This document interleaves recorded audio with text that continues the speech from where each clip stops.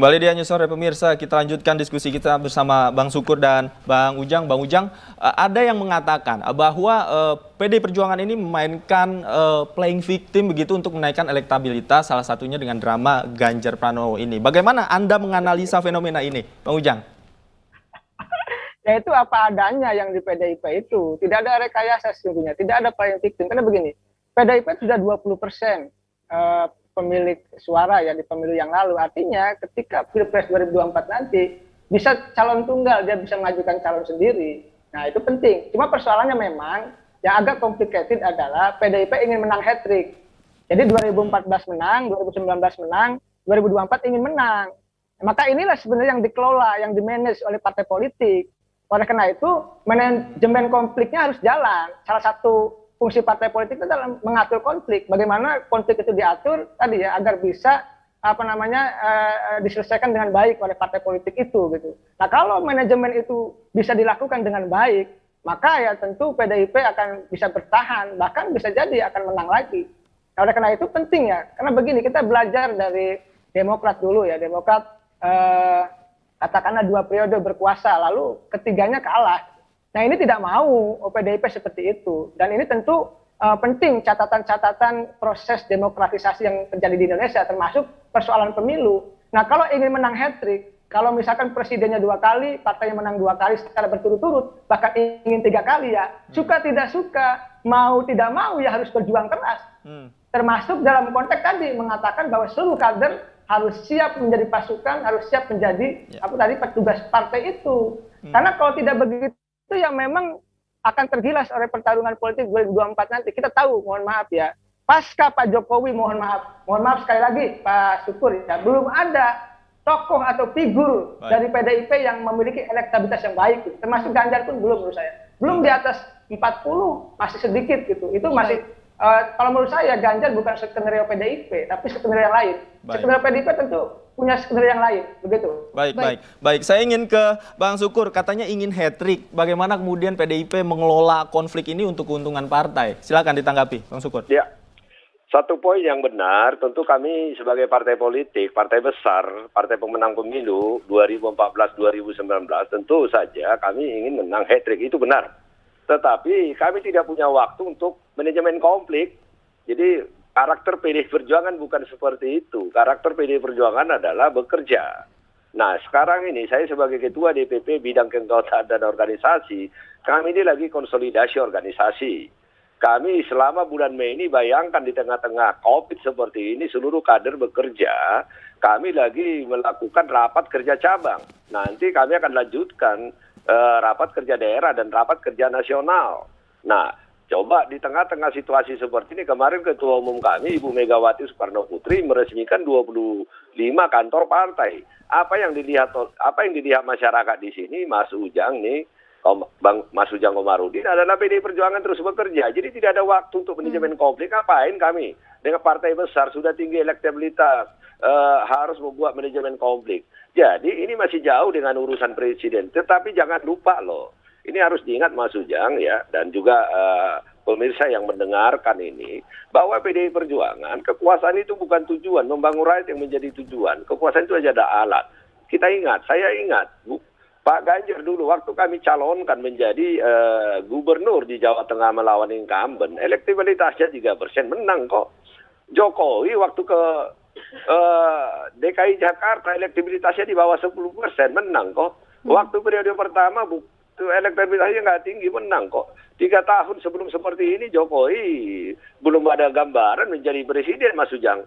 Jadi kalau misalnya PDI Perjuangan itu akan lahir sendiri nanti pemimpin yang akan dicalonkan oleh PDI Perjuangan, dan itu adalah hak prerogatif Ketua Umum. Tetapi seluruh kader PDI Perjuangan itu tidak ada urusan dengan pemilihan presiden pada tahun 2024. Nah, semua harus konsolidasi, membangun diri, membangun partai, bersinergi dengan rakyat.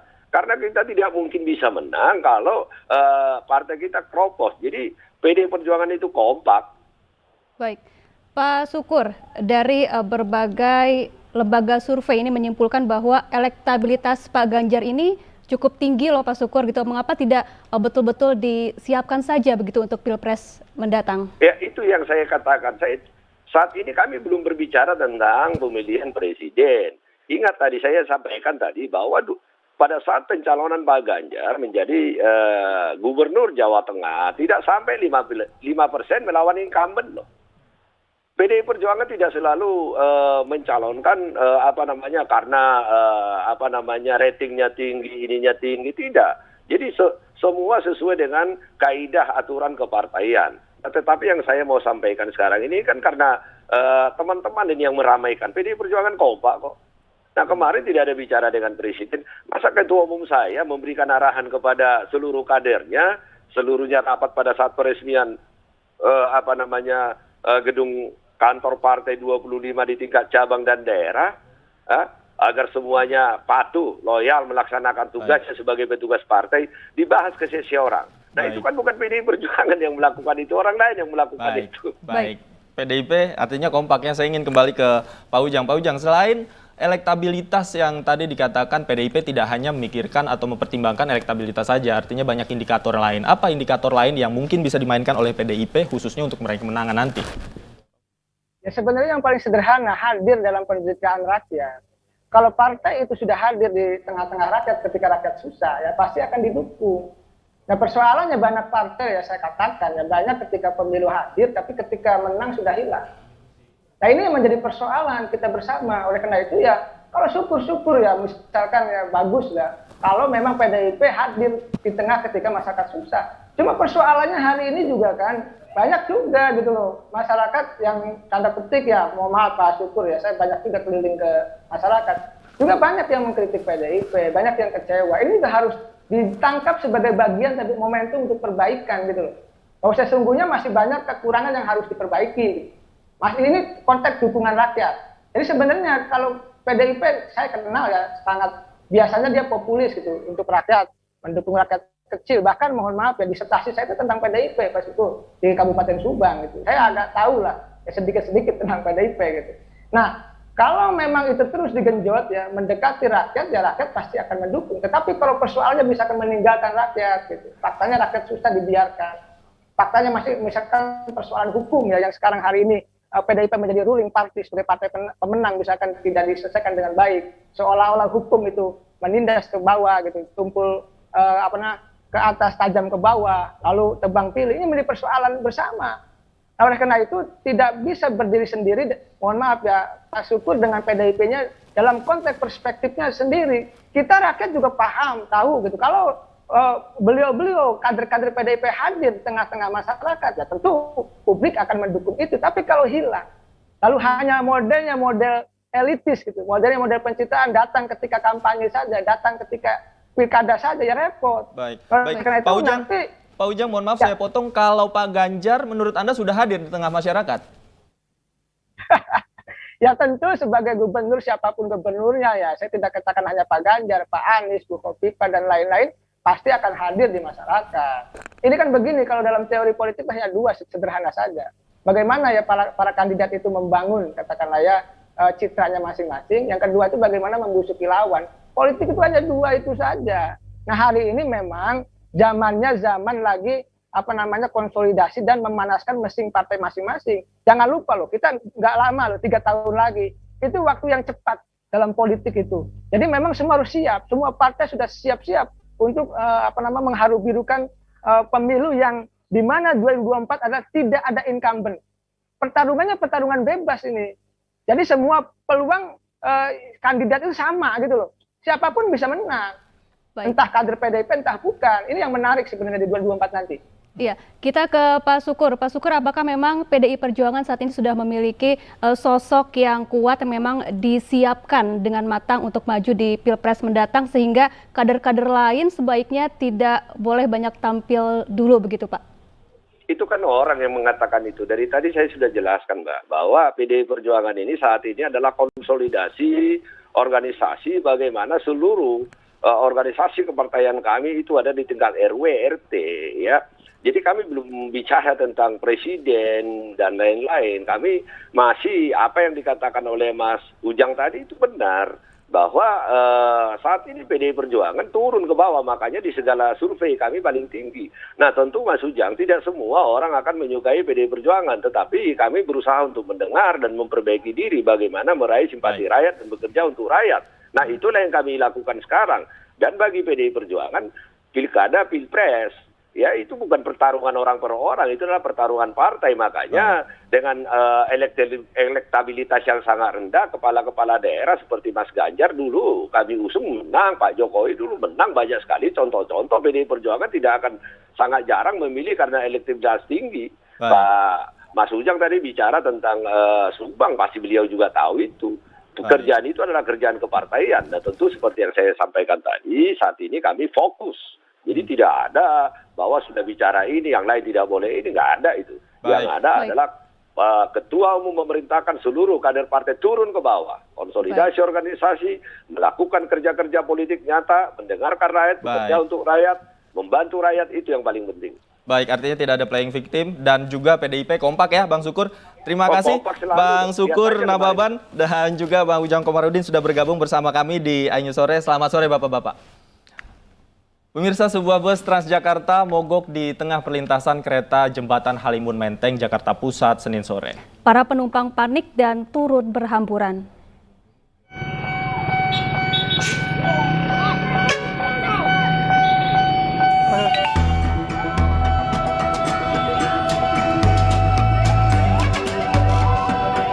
Inilah detik-detik sebuah bus Transjakarta mogok dan terjebak di tengah perlintasan kereta Jembatan Halimun, Menteng, Jakarta Pusat, Senin sore. Di saat yang sama, palang pintu perlintasan sudah tertutup, pertanda sebuah KRL akan melintas. Akibatnya suasana menjadi tegang. Para penumpang panik dan berebut keluar turun dari bus untuk mencoba menyelamatkan diri.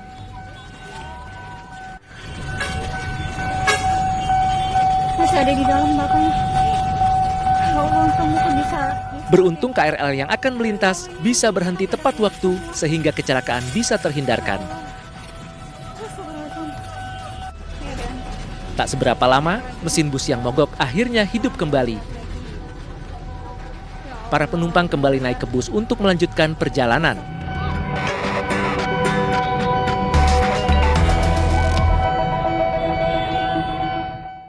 Sebuah mobil bak terbuka yang membawa rombongan wisatawan asal Tasikmalaya terjun ke jurang sedalam 7 meter di Ciamis, Jawa Barat. 12 penumpang yang terluka langsung dibawa ke rumah sakit.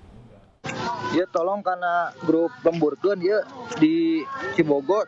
Mobil bak terbuka yang membawa 12 wisatawan asal Tasikmalaya terjun ke jurang sedalam 7 meter di Tanjakan Cibogo, Ciamis, Jawa Barat sore kemarin.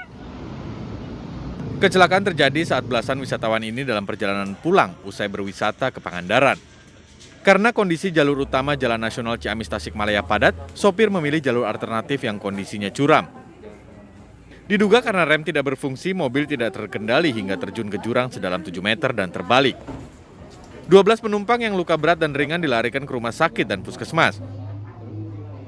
Diduga sementara untuk supir tidak tahu jalur sehingga mencari jalur alternatif.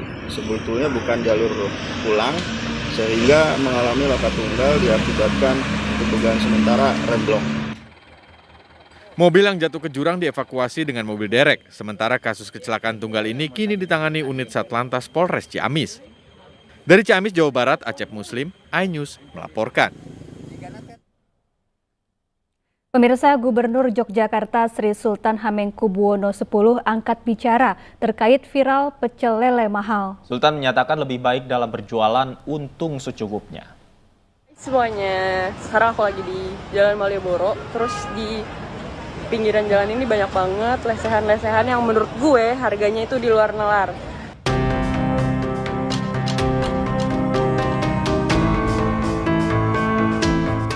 Gubernur Daerah Istimewa Yogyakarta Sri Sultan Hamengkubuwono ke-10 menanggapi kasus pecel lele mahal yang diunggah seorang wisatawan yang viral di media sosial. Itu nambah 10.000 lagi, jadi menurut gue nggak tahu ini gue yang terjebak di satu tempat atau emang semuanya kayak gini, gue nggak tahu. Dan gue... Menurut Sultan lebih baik dalam berjualan untung secukupnya karena hal ini akan menambah pelanggan. Namun sebaliknya jika berjualan dengan nutuk harga atau harga yang dibuat mahal tentu akan mengurangi pelanggan. Sultan berharap ada komunikasi antar pedagang, tak hanya di kawasan Malioboro, juga di luar Malioboro. Bagaimana dengan pengalaman kemarin itu menjadi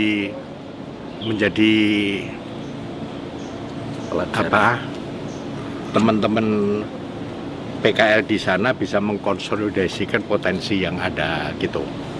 Jangan hanya bicara Jalan Malioboro saja, tapi lingkungannya juga bisa dikomunikasikan.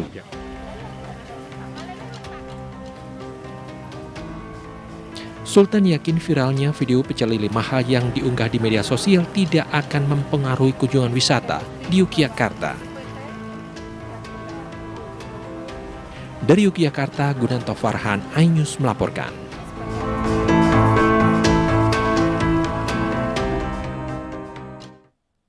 Cemburu istrinya diselingkuhi, seorang pria bakar tetangganya sendiri. Usai jeda kami segera kembali, tetaplah di Anya Sore.